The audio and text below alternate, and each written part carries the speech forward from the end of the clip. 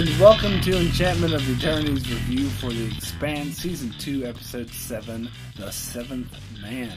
This video is a part of a series of videos where I review episodes of the Expanse, so I'll have to start off with a spoiler warning for the Expanse up to Season 2, Episode 7. If you haven't seen up to this point, you may not want to watch this video, otherwise some things may be spoiled for you. However, on the topic of spoilers, I haven't mentioned this before because I thought that it just went without saying, but I received several comments on my last review that suggested otherwise, so I'll just remind people who have read the novels not to post spoilers in the comment section, as I assume most people would know that it's common courtesy not to do something like that. Any such comments will be deleted, as I aim to keep these videos spoiler-free for those who haven't read the novels. So this was a pretty solid episode. It wasn't mind-blowing or anything, but wasn't really expecting it to be. It did its job well of setting up for future storylines. So in my review for Home, I talked about how that episode felt like a season finale. Well, by the same token, these past two episodes felt kind of like season openers where they're setting up for new storylines. So it does make me question why they decided to structure the season the way they did, but perhaps this will all be made clear by the end of the season. So I didn't cover it last week's episode, so I may touch on that a little bit. However, I will focus more on this episode. So the episode begins dealing with the aftermath of the attack on Ganymede and clears things up a little bit, as I was a bit confused as to what was really going on. So from last week's episode, it seemed clear that the UN forces were attacking Draper and her Martian forces. So it was interesting that this episode opened up with Aaron Wright and Avasarala talking to the UN Secretary General, where they were acting like Mars started the attacks. And of course, there was this scene where Draper saw a creature standing over her, which confused me a bit at first, but then this episode made it clear that it was another protomolecule type incident. First, by showing that crazy scientist Kotazar mentioned that the protomolecule is still out there talking to him, and of course when Draper recounts that the UN Marines weren't shooting at them but at a seventh man, which appears to be an alien-like creature, perhaps associated with the protomolecule. So it seems to me that this is a result of Pierre Mal testing the protomolecule or doing something like that again. And it seems like every time he does it in such a way to provoke a war between Earth and Mars, which seems to be his ultimate goal. I'm not sure entirely why, but it seems to be the case.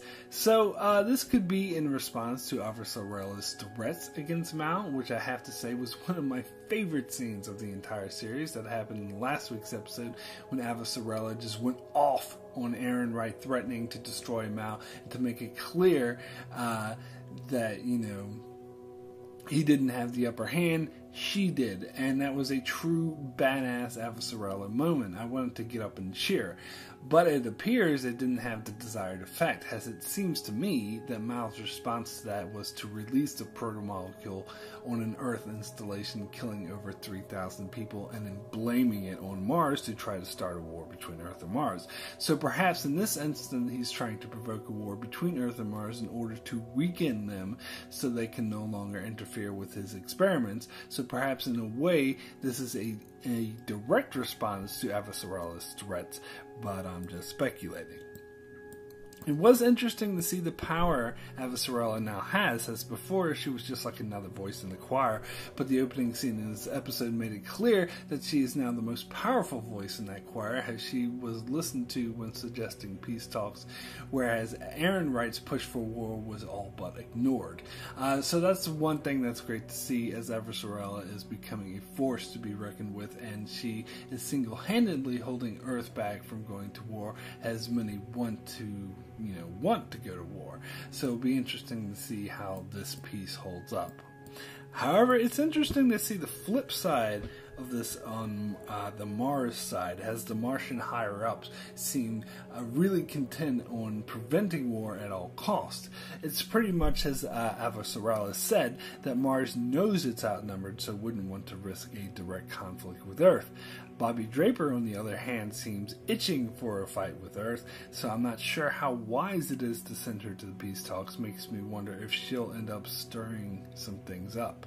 So it was interesting following her storyline as she recovered from the attack and losing her whole team. I was a bit disappointed that they killed them all off, as I thought they would become permanent supporting characters, but it does seem it's ultimately in service of Draper's storyline, which is definitely leading somewhere. It was interesting that they gave her a Medal of Honor right before telling her to basically lie and say that they shot first. So they were kind of throwing her under the bus, but not really. They award her with honor and then tell her that they made the mistake. So kind of a way of admitting that it was their fault, but at the same time, it wasn't really their fault. It's just clear that their ultimate goal is to avoid war at all costs, so it will be interesting to see how Draper reacts when she gets to Earth. So then there's this storyline with Holden and Johnson dealing with the OPA politics. We get the return of Dawes in this episode, who has been well established as a power-hungry figurehead who's good at winning over people's hearts, as he acts like he wants what's best for the belt, when in fact his ultimate concern is with his own power. It was interesting to see how Holden reacted to him, as previously we've only seen Dawes and Miller's storyline, and it was interesting that Dawes even said he reminded him of Miller, which makes sense because both of them can see through Dawes' bullshit to see him as the power-hungry piece of shit that he truly is. And it's not too shocking that Dawes and Johnson have a passive-aggressive rivalry going on, as, for all of Fred Johnson's flaws, it seems obvious to me that he actually is genuine in his desire to do what's best for the belt, whereas Dawes clearly is most concerned about doing what's best for Dawes.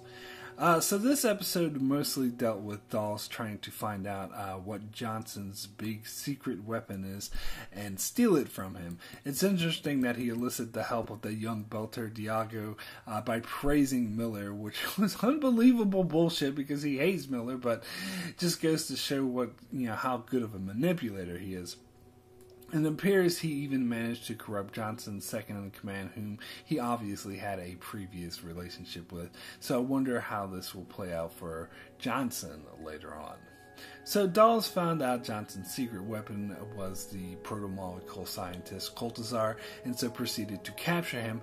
But the really interesting thing was, had he not done that, Holden would have killed him, which goes along with Holden's quest to want to wipe out anything involving the proto-molecule altogether. But there's a bit of irony in that Holden is pretty much acting like Miller did, whom he was so upset with for killing the scientist, and now he's trying to basically do the same thing.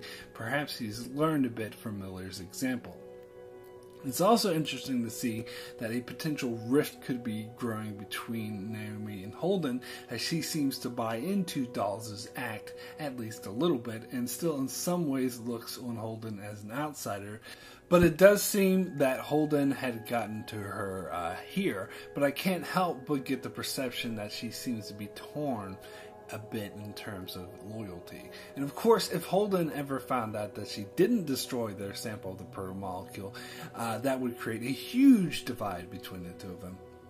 In fact, when Koltazar first mentioned he was hearing the proto-molecule talk to him, I thought it might have been from that sample, but now it's pretty clear it's from Ganymede. So it is interesting that despite all of Dawes' flaws, he's actually right that the threat of the proto-molecule isn't over. In fact, when he said that bad men do things because they think it's for the betterment of all mankind, he hit the nail right on the head and was pretty much describing Pierre Mao to a T. But then again, that statement could also be said to apply to him. So it was really exciting to see the Rosinante go after Dawes when he ran away with Koltasar, and that it was just Alex and Naomi on the ship, as Alex pretty much like took charge. It was great seeing him like kick ass and get things done and know exactly what to do. But Dawes was one step ahead, as he managed to fool them with the decoy and get away with Koltasar. So it will be interesting to see what Dawes does with him, and more importantly, he now has the knowledge of the proto-molecule, as if, if anyone would try to use the proto-molecule for their own personal advantage, damn the consequences, it's Dawes. So it's pretty clear nothing good can come of this, and I'm really excited to see where they're going to go with this. So my rating for The Seventh Man out of 10 is an 8, extremely good. Nothing about this episode blew me away per se, as it's mostly just a setup episode, but we need setup episodes, and this was a great setup episode that did its job well in setting up some really interesting storylines that has me totally invested to see what happens next. It was great seeing Avasarala hold Earth together, hold it back from going to war. It was great seeing how Draper reacted to losing her whole team and being ordered to lie, and it was great seeing how the inner politics of the OPA are fragile, and to see them challenged by Dawes, and how even the relationship between Holden and Naomi might even be put to the test as well. So overall, an interesting episode.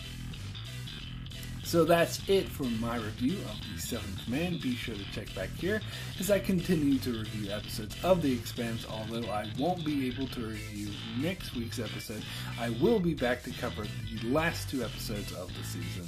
And be sure to check out my channel for many more videos on shows like Game of Thrones, Star Trek, Black Sails, The 100, and more. So be sure to subscribe so you can keep up with all that. And thanks a lot for watching.